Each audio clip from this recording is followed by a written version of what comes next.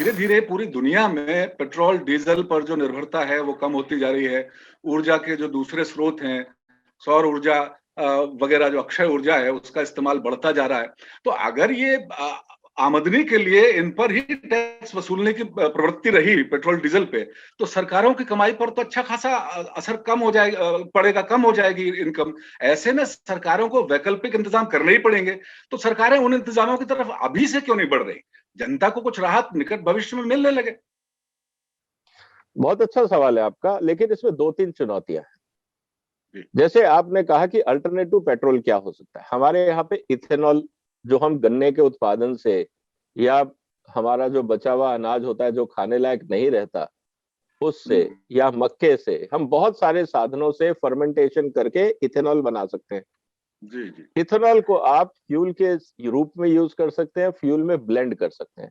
भारत सरकार ने प्रयास भी किया कि हम इसको कम से कम 10% अगले 2022 में कर देंगे और 20% 2030 तक करेंगे। दूसरी तरफ अगर आप जाएं तो इंडोनेशिया ने कहा कि हम 30% बायोफ्यूल, जो वहां पाम ऑयल इतना ज्यादा होता है, हम उसको मिलाएंगे क्योंकि अंतर्राष्ट्रीय डिपेंडेंसी हम कम करेंगे।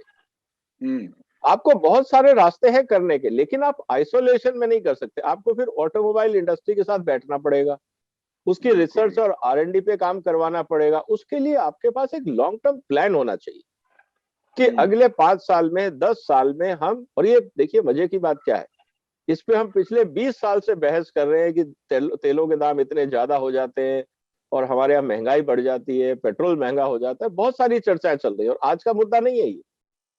लेकिन पिछले 20 साल में क्या हमने कोई नेशनल प्लान बनाया कि हमें अंतरराष्ट्रीय बाजार के तेल पे निर्भरता कम करनी है? कहाँ है वो प्लान और कब बना?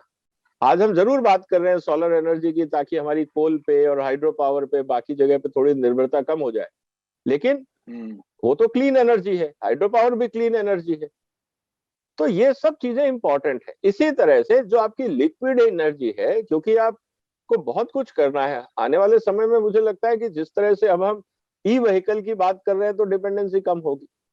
हम आजकल सोलर पंप की बात कर रहे हैं, किसानों के ट्यूबवेल्स की, तो शायद निर्भरता कम हो। बायोगैस को अगर हम लिक्विफाई करके एज ए फ्यूल यूज करना चाहें तो शायद निर्भरता कम हो। अब इस पे काम शुरू हुआ है, टाइम लगेगा क्योंकि देश बहुत बड़ा है, आपको लाखों सिस्टम चाहिए और उसके लिए सुटेबल टेक्नोलॉजी चाहिए। जैसे हमने सोलर पे काफी काम किया, हाइड्रो पावर पे काम किया, अभी भी न्यूक्लियर पावर पे काम करने की जरूरत है। आने वाले समय में मुझे लगता है कि जो हमारा इथेनॉल है उस पे पॉलिसी बदलने की जरूरत है, क्योंकि इथेनॉल के दोनों उपयोग हैं, पीने के भी काम आता है और फ्यूल के भी काम आता है। और पीने के काम में सरकार को ज्यादा इंटरेस्ट है क्योंकि उसमें टैक्स रेवेन्यू इससे भी ज्यादा है। बिल्कुल बिल्कुल। तो ये चीजें इंपॉर्टेंट है, समझनी पड़ेगी और एक कॉम्प्रिहेंसिव एनर्जी पॉलिसी बनाना बहुत जरूरी है।